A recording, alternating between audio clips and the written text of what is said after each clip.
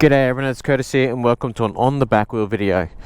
Today I'm on the Aprilia RS660 and we're going to find out whether or not it is a good bike to commute on and a good bike to live with every day. So instead of sitting around and talking about it, what I'm going to do is jump on a bike and go for a ride.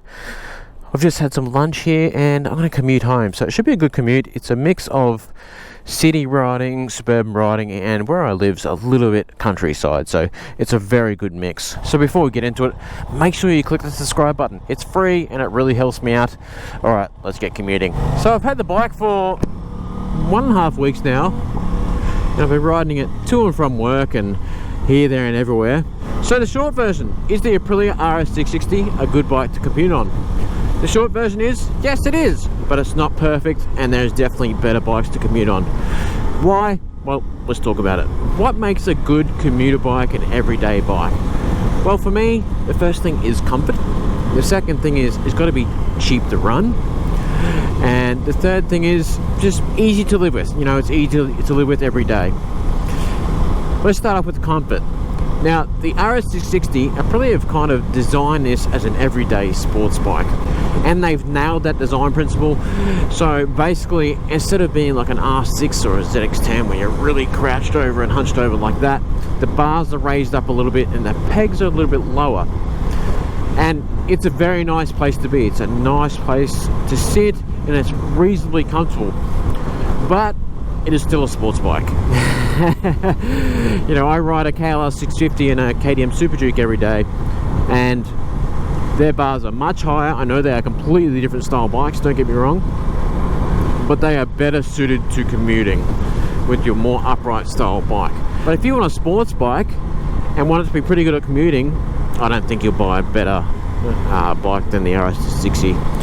And the good thing is you can still hit up the track and smash it around or hit up the canyons and have that sports bike still, yet it's pretty good on the way to and from work comfort wise. So when I first got it, I thought, oh, this is still pretty sporty, and it is. It's still definitely a sports bike. However, if you're doing a bigger day, it's pretty comfortable. It's when you're in tight traffic like this, if you're doing this a lot, it can get a little bit of weight on your wrists, and I do get kind of pins and needly hands because there's a bit of weight in your wrists. So I need to get used to riding a sports bike again, and that you sit upright with your legs a bit more, take the weight off your wrists. So once I've gotten used to that, it's been pretty bloody good, but yeah, you still notice it after a while. There's a bit of weight in your wrists. The seat is fantastic. The seat is really good. You don't get a sore butt at all. I do like that auto blipper too.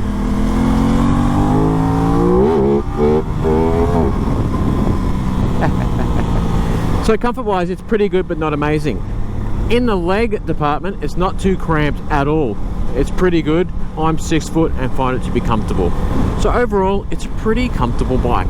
Not amazing, but definitely comfortable for a sports bike. It's kind of like a sports tourer almost in how its seating position. For me, seat height wise, it's good.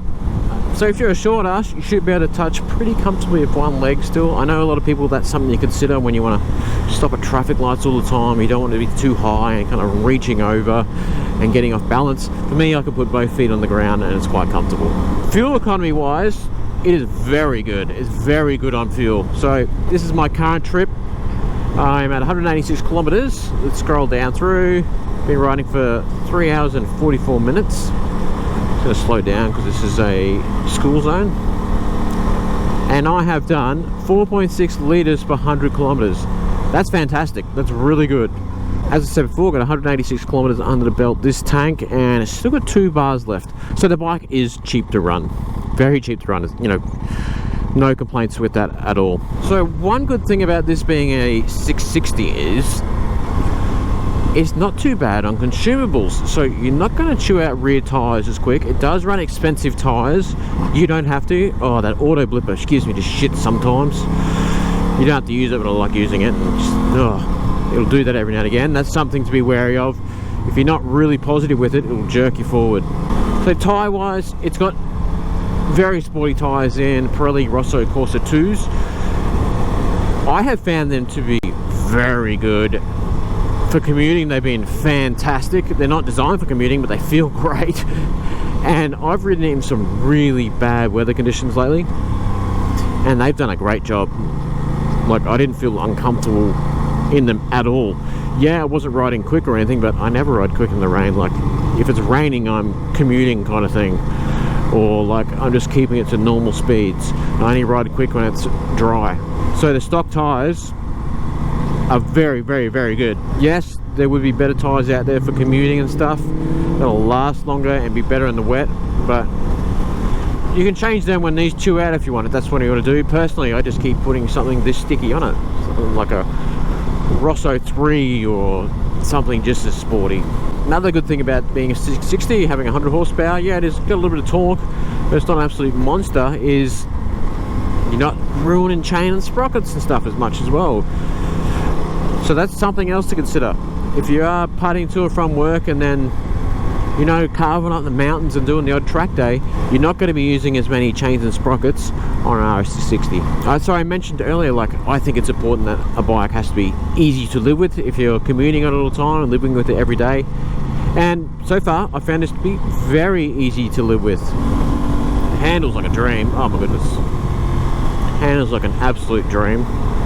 So we've got a couple of riding modes. Well, technically 5, but we've got 3 modes for the street. I pretty much just recommend using either dynamic, which is like the sporty version that's set by Aprilia, or individual, and setting that to as fast as possible with as less electronics as possible. I ended up using the dynamic for the first time the other day properly, because I always use individual, the fastest mode I can set it at, because it's a 660, it's got 100 horsepower, you know, it doesn't really need electronic interventions to an extent. I was riding home from work the other day. I'd been up for like 20 hours straight. I was absolutely knackered. So I just put it on dynamic. It softened up the throttle a tiny bit and it just made it a little bit more relaxed to ride, and I was just like in autopilot mode on the way home. Honestly, I just have one setting if I had a choice. I just had the fastest setting possible with smooth fueling. The fueling is fantastic. It's absolutely fantastic. One of my big bugbears with motorcycles is fueling, especially when commuting, because on off throttle, if it's poor, you're jerking around and, you know, you're on and off the throttle all the time in traffic. You're stopping and starting. When you get a great throttle response, that really helps, and it's fantastic. Throttle response is fantastic. Other things worth mentioning is heat-wise, today it's a hot day, so it's 31 degrees C on the dash here, and it's so humid.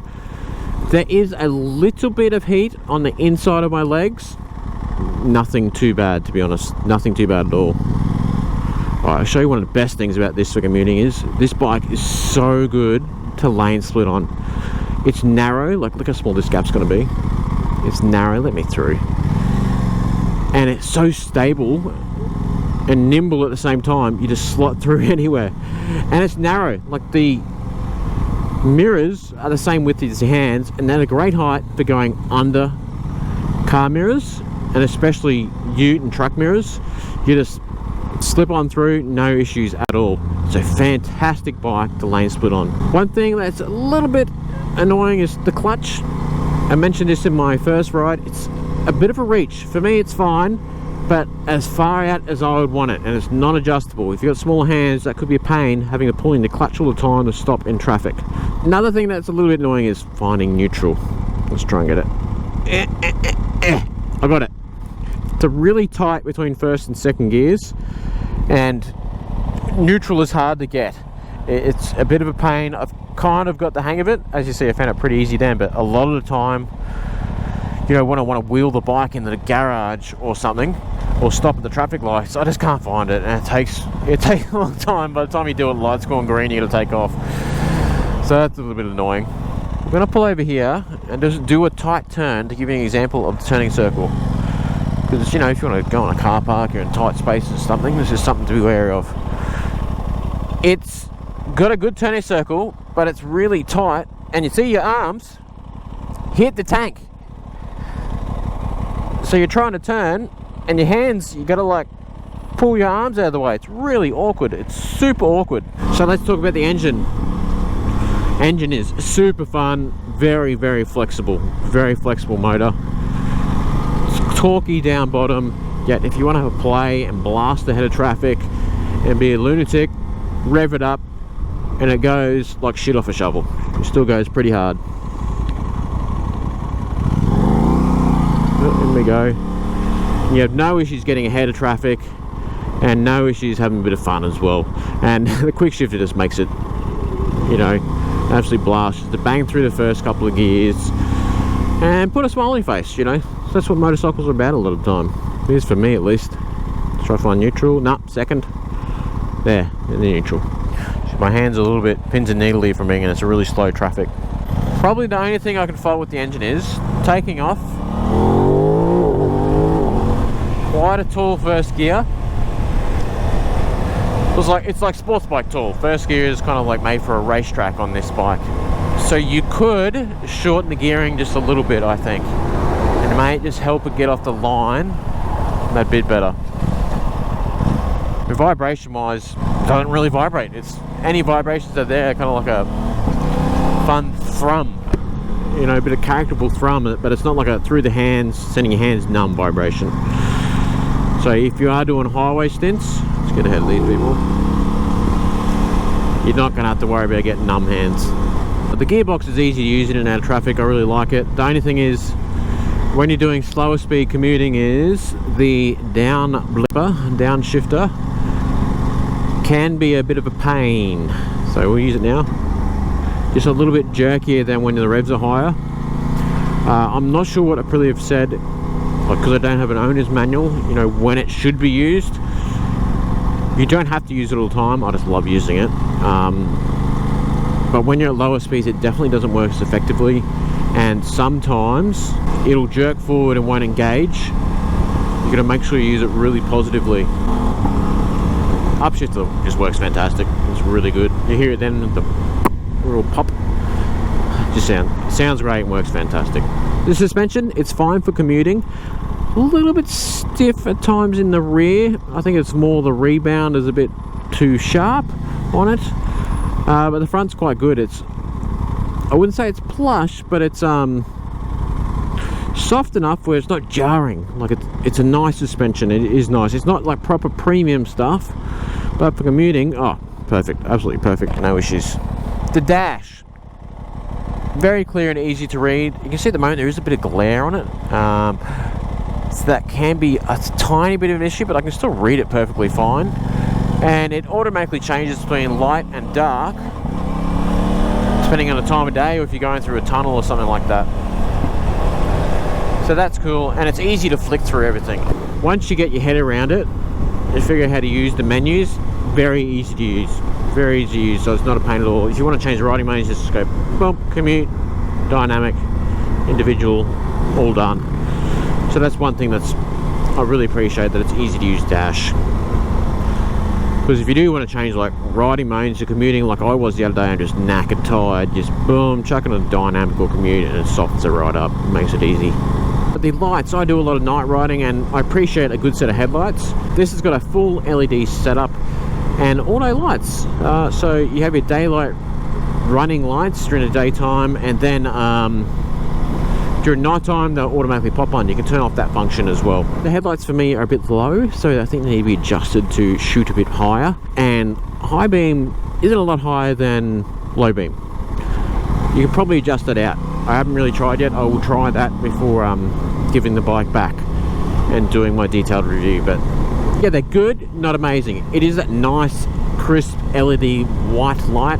I do like having that, you know, it's just bright. It is very bright, but don't shoot as far as I would like. Otherwise, pretty good. So probably the best thing about this bike for commuting is it has cruise control. Yes, a sports bike with cruise control, and an Italian sports bike at that. So it's all on the left here. This guy's going really slow, which is going to make it annoying. Basically, you hold it to the side. You can see it's on here, it comes on there, 50 kilometers an hour is set at. We don't want 50, so just tap it again. Set 66. Then if I want to speed it up, bang, it just goes up in 2 kilometer blocks. Boom, no hands, mum, look at me go. Fantastic. and it works great.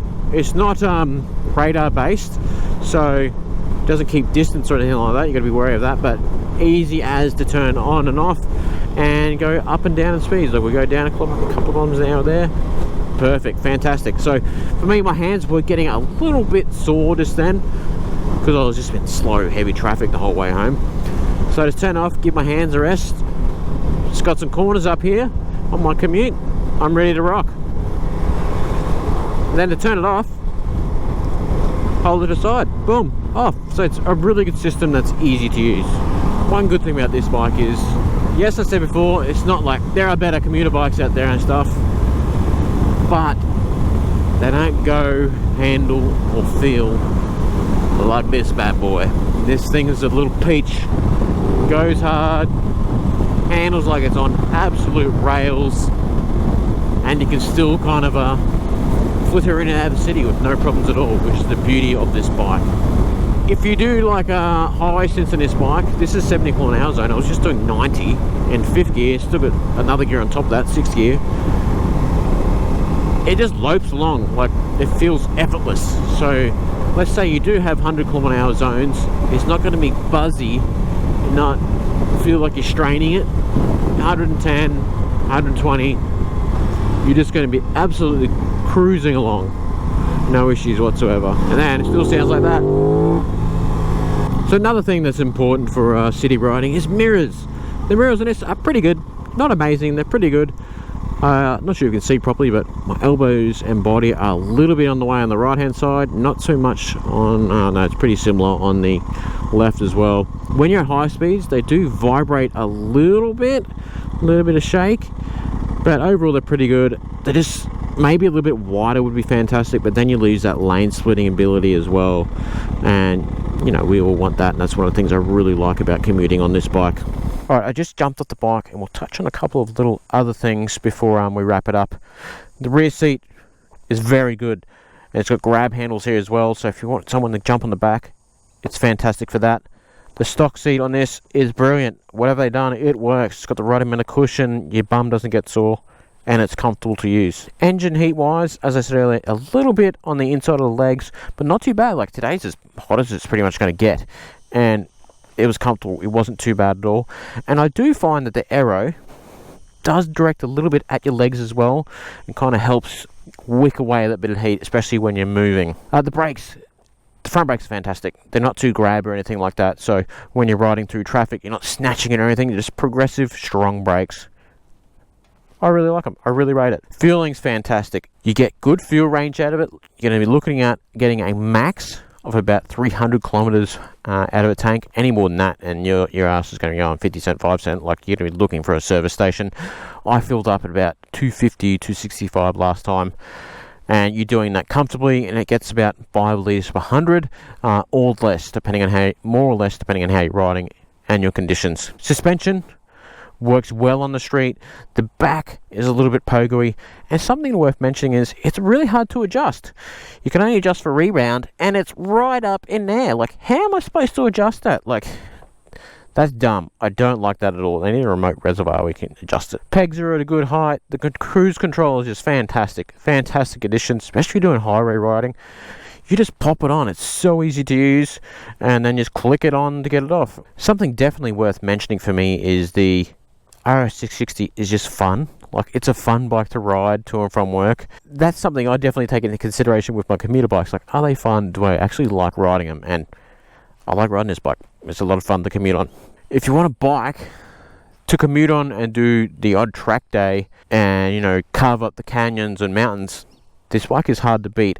Like an R6 or a ZX10 or something like that is nowhere near as comfortable as this. I've had them. They're not as comfortable. And I'd always find, like, if I had to ride home at the end of a long day on my ZX10 or something, I'd be like, oh, this is just not pleasant. This is not pleasant. Whereas this, I'm like, I'm very happy to ride this home. Like, it's just a little bit more comfortable. All right, make sure you hit that subscribe button. If you've got any questions, let me know down below. I'll get back to you as soon as possible, or message me on Facebook or Instagram, and I'll endeavour to get back to you. Alright, that's it for me. Look out for more videos, including a detailed review on the RS660, and keep it on the back wheel, everyone. Catches. Overall, this is a very good commuter bike. It really is. Just be wary that it is a sports bike. Like, you should go into it realizing that. But, Aprilia have said it's an everyday sports bike, and it kind of is. I'm riding it to and from work. Happy as. I love riding this to and from work. And then, going up the mountains and having a blast afterwards or on the weekends and stuff. It's perfect for that. Just don't go into it expecting it to be, a gold wing or a lounge chair, because it's not. It's still pretty committed riding position.